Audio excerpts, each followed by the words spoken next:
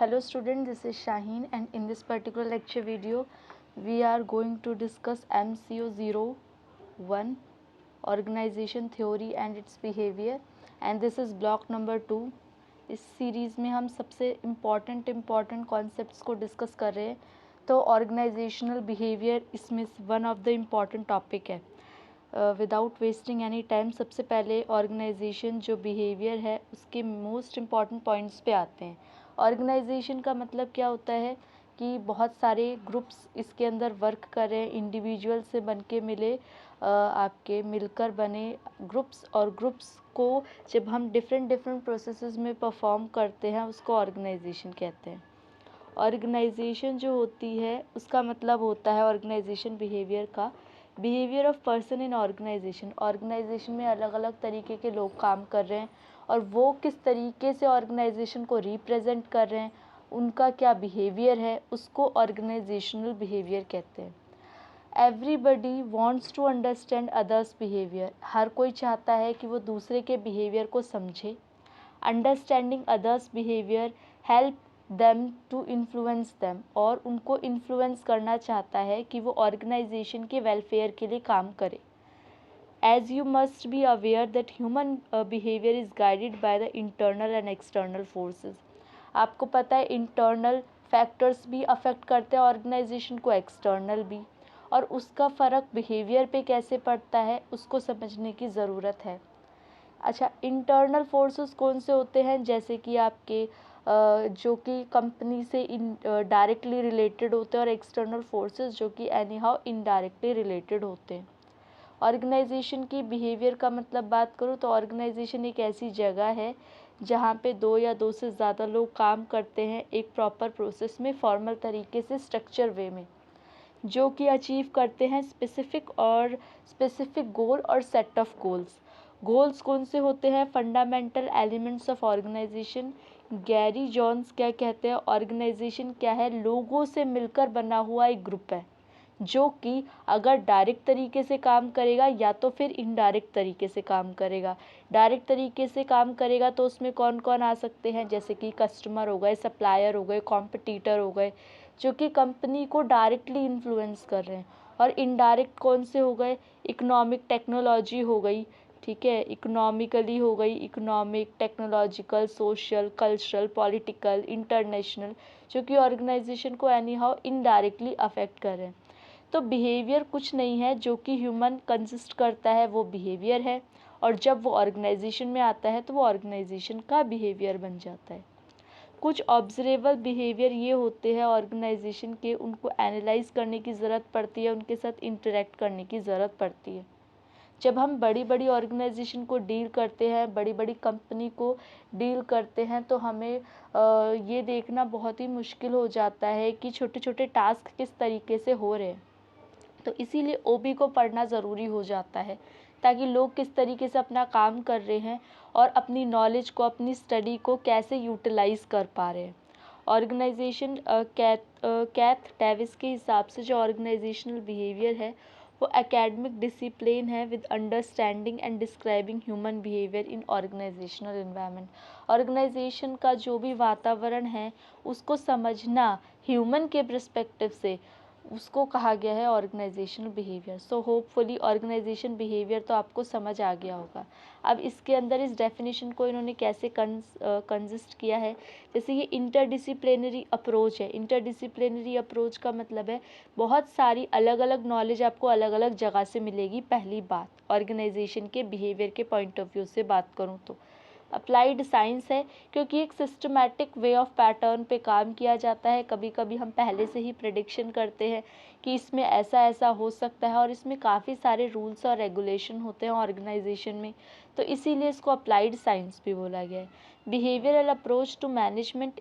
Behavioural approach का मतलब है किस तरीके से जो बिहेवियर है ऑर्गेनाइजेशन में लोगों का, उसको पूरे मैनेजमेंट में आप कैसे अप्लाई करोगे। Concern with environment. इन्वायरमेंट से किस तरीके से रिलेटेड है कि इन्वायरमेंट एनी हाउ फ्लक्चुएट करता रहता है, चेंज होता रहता है, और मैनेजमेंट और बिहेवियर उसी में ढलना पड़ता है अपने आप को, बिहेवियर को। साइंटिफिक मेथड है क्योंकि इसमें रिसर्च क्वेश्चंस आते हैं, अपनी क्रिएटिविटी यूज़ होती है। कंटिजेंसी अप्रोच है, फिर अगेन वही कि इसमें चेंजिंग होता रहता है, कुछ सिचुएशन के ऊपर बेस्ड होता है। कंटिजेंसी अप्रोच का मतलब ही होता है कि जो चीज़ें सिचुएशन बेस्ड हों, अब ये क्या होता है, चेंज होएंगी तो सिचुएशन के अकॉर्डिंगली बिहेवियर को उसमें फ्लक्चुएट करना पड़ता है। सिस्टम अप्रोच है, अलग अलग पार्ट्स में हम इसको डिवाइड कर देते हैं। और वैल्यू सेंटर्ड है क्योंकि ये ह्यूमन से रिलेटेड है तो वैल्यू इसमें अटैच होगी। और इसमें दो काइंड के लॉजिक की बात की गई है, टू काइंड्स ऑफ लॉजिक। कौन से? ऑब्जेक्टिव और सब्जेक्टिव। ऑब्जेक्टिव जब जहाँ पे क्वांटिटेटिव एलिमेंट्स की बात होती है, और सब्जेक्टिव जब हम क्वालिटेटिव एस्पेक्ट्स की बात करते हैं। तो ये फैक्ट्स वगैरह से भी रिलेटेड है, फैक्ट्स वगैरह से भी। और सब्जेक्टिव क्योंकि ये कहीं ना कहीं क्रिएटिविटी, आइडियाज़ की बात करती है, इसलिए ये दोनों पॉइंट इसमें इम्पॉर्टेंट हो जाते हैं। तो आप दो चार चीज़ें भी याद रखोगे तो भी आप आसानी से इसकी डेफिनेशन को फ्रेम कर पाओगे। Geniuses of organisational behavioural science जो है ऑर्गेनाइजेशन बिहेवियर, वो सिर्फ एलिमेंट नहीं है, जबकि ये कंपाउंड सब्जेक्ट है, अलग अलग डिसिप्लिन में काम करती है, जैसे कि साइकोलॉजी। साइकोलॉजी क्यों? क्योंकि ऑर्गेनाइजेशन जो बिहेवियर है वो ह्यूमन से कनेक्टेड है, और ह्यूमन में अलग अलग तरीके की साइकोलॉजी होती है। जैसे कि लोगों का सोचने का तरीका अपना अपना अलग होता है। एक नॉर्मल से पॉइंट ऑफ व्यू पे उनका परसेप्शन अलग हो सकता है, लोगों की इमोशनल एस्पेक्ट्स अलग अलग हो सकते हैं, उनका चीज़ों को सीखने का तरीका अलग अलग हो सकता है, लोगों को मोटिवेट करने का तरीका अलग अलग हो सकता है। कुछ मोटिवेशन से अप्रिशिएशन मिलती है उन्हें, कुछ डीमोटिवेट करके मोटिवेट होते हैं। तो it is all based on psychology. Sociology क्यों? क्योंकि ये सोशल बिहेवियर पे रिलेटेड है, सोशल साइंस पे रिलेटेड है, सोसाइटी पे रिलेटेड है। तो इसीलिए सोशोलॉजी इम्पॉर्टेंट पॉइंट हो जाता है, क्योंकि यहाँ पे हम डिफरेंट डिफरेंट ऑर्गेनाइजेशन की बात करते हैं, फॉर्मल और इनफॉर्मल ऑर्गेनाइजेशन की बात करते हैं, तो सोशोलॉजी इम्पॉर्टेंट है। सोशल साइकोलॉजी में जो दोनों के मिक्सचर से बनी है, साइकोलॉजी और सोशोलॉजी, जहाँ पे हम दोनों पॉइंट की बात करते हैं, ग्रुप कोलैबोरेशन की, ग्रुप डिसीजन मेकिंग की, effect of change on individual and responsive to change, change को भी समझते हैं। Anthropology is the study of humankind, human behaviour. तो इसीलिए एंथ्रोपोलॉजी भी एक ऐसा सब्जेक्ट है जो कि कहीं ना कहीं ऑर्गेनाइजेशन बिहेवियरल से जुड़ा हुआ है। और पॉलिटिकल साइंस क्यों? पॉलिटिकल साइंस भी एक ऑब्जेक्ट है, एक सब्जेक्ट है इसका, क्योंकि ये पावर और politics, political manipulation, conflict resolution, ये पॉलिटिकल साइंस में इन सारी चीज़ों को हम डील करते हैं। इकोनॉमिक्स क्या होता है? जब हम स्टडी करते हैं डिफरेंट डिफरेंट फैक्टर्स को, मार्केट किस तरीके से अप एंड डाउन हो रही है, कॉस्ट बेनिफिट किस तरीके से एनालाइज किया जाता है, marginal utility analysis, different different laws सीखते हैं हम। ये सब किस पे बेस्ड है? ऑर्गेनाइजेशन के बिहेवियर पे, तभी हम इकोनॉमिक्स की स्टडी करते हैं। And the last one is engineering. Engineering के अलावा भी इसमें मेडिसिन, सिमेंटिक भी कहीं ना कहीं कम्युनिकेशन से रिलेटेड होता है। तो इन सब चीज़ों में ऑर्गेनाइजेशन बिहेवियर अपना रोल प्ले करता है। क्यों ज़रूरत है ऑर्गेनाइजेशन के लिए, बिहेवियर के लिए? क्योंकि हमें इंडिविजुअल के बिहेवियर को समझना पड़ता है कि ये ऑर्गेनाइजेशन की वेलफेयर के लिए अच्छा है कि नहीं है। सिस्टमैटिक स्टडी करनी पड़ती है, एटीट्यूड ऑफ पीपल। फिर managers is getting the work done through different effectives. तो अब मैनेजर को काम करवाना है, तो आपको पता चल गया, ऑर्गेनाइजेशन के बिहेवियर से पता चल रहा है कि ये जो इंडिविजुअल है इस तरीके से काम करेगा, तो आप उससे उस तरीके से काम अच्छे से करवा सकते हो अपनी ऑर्गेनाइजेशन के पॉइंट ऑफ व्यू से। अगर कभी भी कॉन्फ्लिक्ट्स वगैरह हो रही है या इंटरेक्शन करना है आपको ऑर्गेनाइजेशन में, तो भी आपको उसके बारे में पॉइंट समझ आ जाएगा। फिर मोटिवेशन के लिए ज़रूरत पड़ता है, कॉन्फ्लिक्ट्स रिजोल्यूशन के लिए ज़रूरत पड़ता है, और अपनी जो मैनेजमेंट है उसको इफ़ेक्टिव तरीके से चलाने में भी ऑर्गेनाइजेशन बिहेवियर रोल प्ले करता है। जो ऑर्गेनाइजेशन बिहेवियर है can be said to be the most important contributor, उसको बहुत ही इंपॉर्टेंट कॉन्ट्रीब्यूटर कह सकते हैं। OB toward building the following skills. कौन कौन सी स्किल्स इंप्रूव होती हैं अगर हम ऑर्गेनाइजेशनल बिहेवियर की स्टडी करते हैं? Self development, personality development, human values की development, creative uses of emotions, creative learning, managing creativity, motivation, moral, इन सब की स्टडी को हम अच्छे से समझ पाते हैं। टीम बिल्डिंग समझ जाएंगे, और अगर चेंज हो रहे हैं, चेंज को हम रेजिस्ट कर पाएंगे। बहुत सारी चीज़ें इसके अंदर हम फेस करते हैं। ऑर्गेनाइजेशन बिहेवियर के गोल्स की अगर मैं बात करूं तो जब 1950 से आज की डेट में बहुत सारी रिसर्चेस हो गई हैं और उससे ये पाया गया है कि ऑर्गेनाइजेशन जब तक इंडिविजुअल ऑर्गेनाइजेशन में काम नहीं करेगा, ऑर्गेनाइजेशन अच्छे से फुलफ़िल नहीं हो सकती। ऑर्गेनाइजेशन में इंडिविजुअल का बहुत बड़ा रोल होता है और उनकी स्टडी करना भी एक रिसर्च का पार्ट होता है, तभी हमारी ऑर्गेनाइजेशन अच्छे से फुलफ़िल करेगी। Theory building empirical research coexist reinforce each other. Good theory has to be practical use. Empirical validation would confirm like this. इस तरीके से आपका 3 गोल है मेन। बिहेवियर को अंडरस्टैंड करना, प्रेडिक्ट करना और कंट्रोल करना। सबसे पहले आपने एक इंडिविजुअल के बिहेवियर को समझा कि क्या क्या वेरिएबल्स इसके लिए इम्पॉर्टेंट है, क्या सैलरी इम्पॉर्टेंट है इसके लिए, क्या वर्किंग इन्वायरमेंट इसके लिए इम्पॉर्टेंट है, क्या मोटिवेशन इसके लिए इम्पॉर्टेंट है, दीज। अच्छा, उसके बाद अगर सैलरी इम्पॉर्टेंट है तो किस हद तक, क्यों, क्या इसकी फाइनेंशियल प्रॉब्लम चल रही है, तो बहुत सारी चीज़ों को हमने समझा तो हम इसके सैलरी के पॉइंट ऑफ व्यू से उस पर्सन को ज़्यादा अच्छे से समझ पाएंगे। फिर what pattern of behaviour are present, कौन कौन से बिहेवियर जो पैटर्न है वो प्रेजेंट है, क्या इसका रिलेशनशिप है, कॉज इफेक्ट रिलेशनशिप क्या है। सॉरी।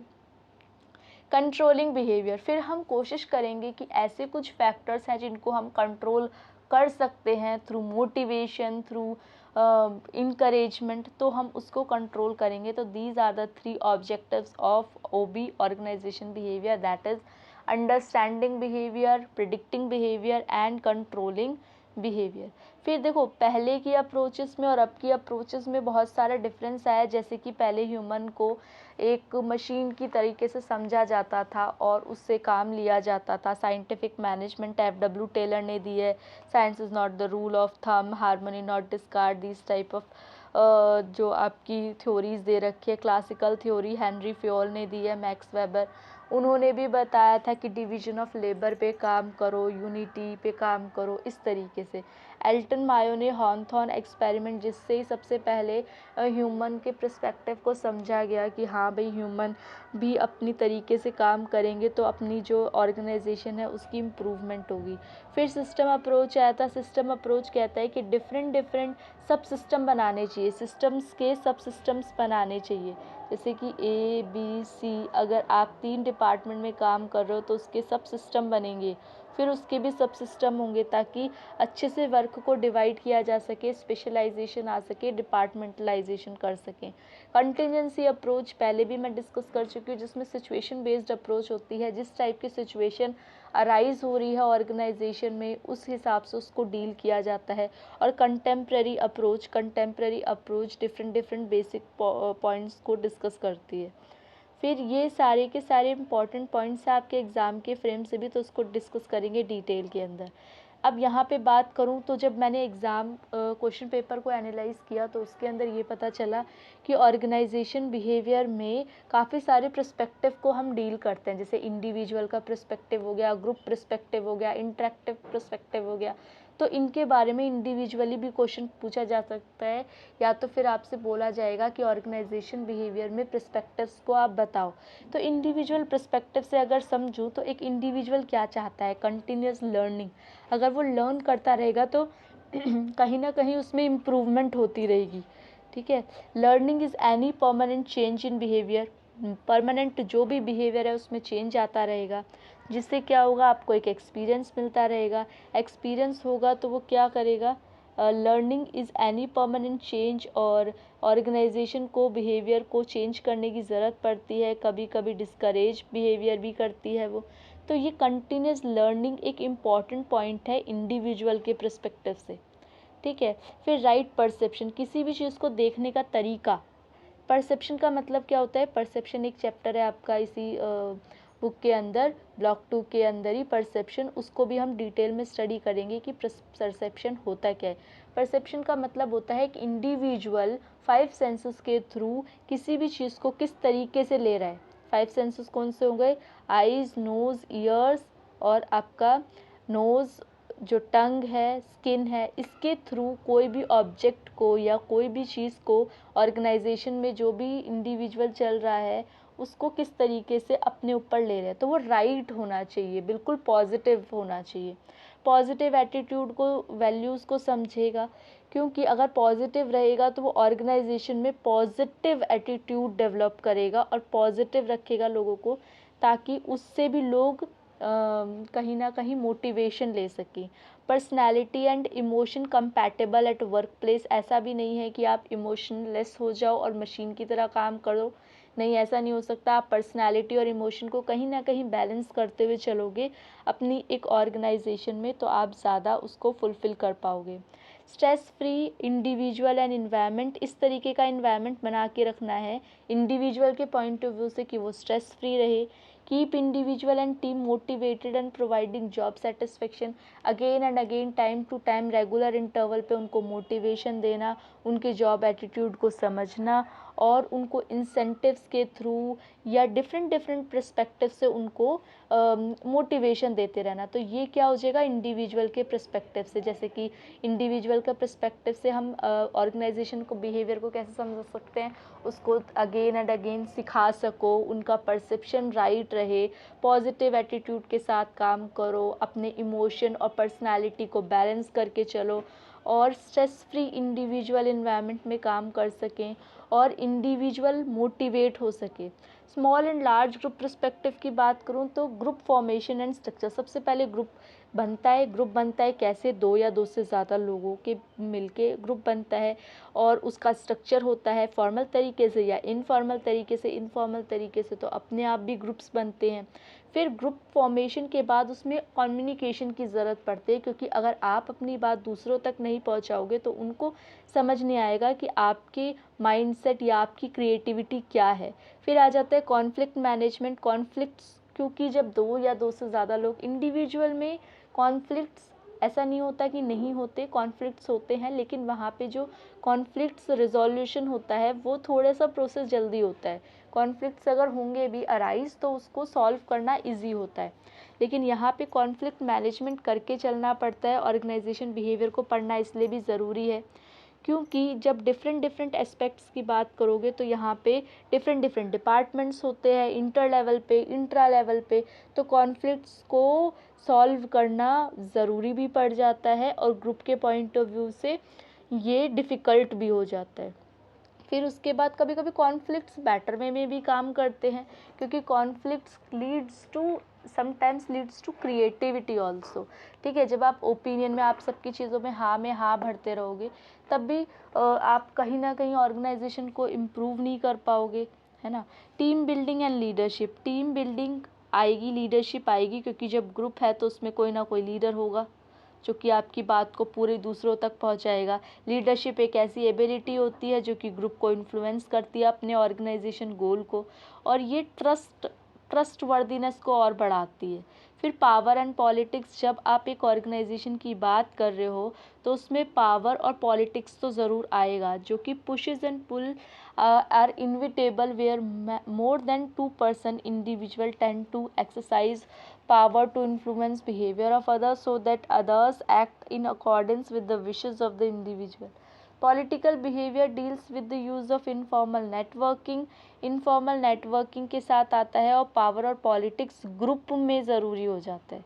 तो ग्रुप के लेवल पे क्या क्या ज़रूरी है, ग्रुप बनता है, उसका स्ट्रक्चर होता है, बातचीत होती है, बातचीत होगी थोड़ा लड़ाई झगड़ा भी होगा, लड़ाई झगड़े को हम मैनेज करेंगे, जब मैनेज हो गया तो हम अपनी टीम को बढ़ाएंगे, उसमें एक लीडर बनाएंगे और उस लीडर को कुछ ना कुछ पावर देंगे और फिर पॉलिटिक्स में वो एंटर करेगा। तो ये एक पॉइंट ऑफ व्यू है जिससे आप इसको अच्छे से समझ सकते हो।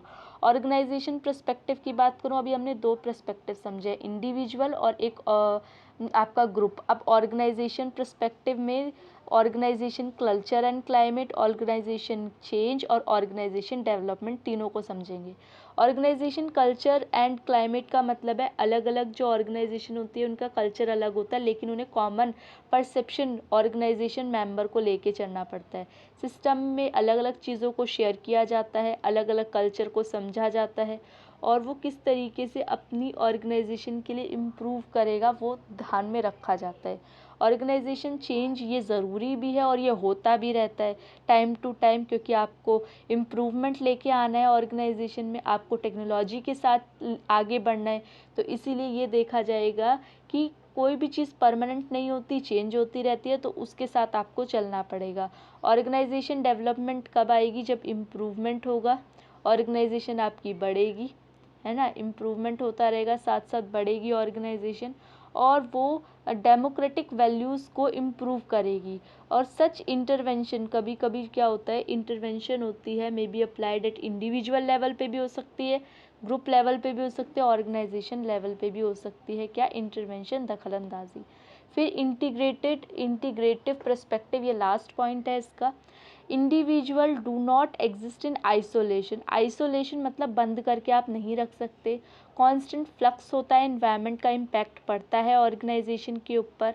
तो इसीलिए जो ऑर्गेनाइजेशन होती है उसको कुछ एमर्जिंग इश्यूज से भी झेलना पड़ता है, चेंजेस से भी। जैसे इम्प्रूवमेंट होगी, चेंजेस से क्या होगा, इम्प्रूवमेंट होगी कंटिन्यूस। इंटीग्रेटेड ह्यूमन फैक्टर को समझ पाओगे, ज़्यादा आप उस पर फोकस कर पाओगे, क्वालिटी ऑफ प्रोडक्ट पे फोकस कर पाओगे, आप रिस्ट्रक्चर कर पाओगे किन किन चीज़ों की आपको ऑर्गेनाइजेशन में ज़रूरत है, टास्क फोर्स, और कभी कभी मर्जर एक्विजिशन, दो कंपनीज को मिला के एक कंपनी बनाना, इस तरीके से भी होता है। मैनेजिंग डाइवर्सिटी, अलग अलग लोग आते हैं ऑर्गेनाइजेशन में और अलग अलग लोग एक ही नीड पे काम करते हैं ऑर्गेनाइजेशन गोल को, तो वो इंटीग्रेटिव परसेप्टिव है। उसके बाद प्रोडक्ट इनोवेशन, प्रोडक्ट की इम्प्रूवमेंट की बात करते हैं, प्रोडक्ट की इनोवेशन की बात करते हैं। मैनेजिंग क्रिएटिविटी एंड इनोवेशन, अलग अलग क्रिएटिविटी और इनोवेशन को समझोगे, क्रॉस कल्चर और मैनेजिंग मल्टीनेशनल, क्योंकि ऑर्गेनाइजेशन सिर्फ एक नेशन के लेवल पे तो काम करती नहीं, अलग अलग ऑर्गेनाइजेशन अलग अलग मल्टी लेवल पे काम करती है। तो सो दैट ये चैप्टर तो आपका कंप्लीट हो गया। फिर अब नेक्स्ट लेक्चर वीडियो में नेक्स्ट जो इम्पॉर्टेंट पॉइंट है उसकी बात करेंगे। अगर इंडिविजुअल बिहेवियर इम्पॉर्टेंट होगा तो उसकी, अदरवाइज़ दूसरे कोई टॉपिक की बात करेंगे। तो आप लोग चैनल को सब्सक्राइब करो, शेयर करो वीडियो को एज मोर एज पॉसिबल, और आप लोगों से नेक्स्ट लेक्चर वीडियो में मिलते हैं। Thank you for watching and be happy.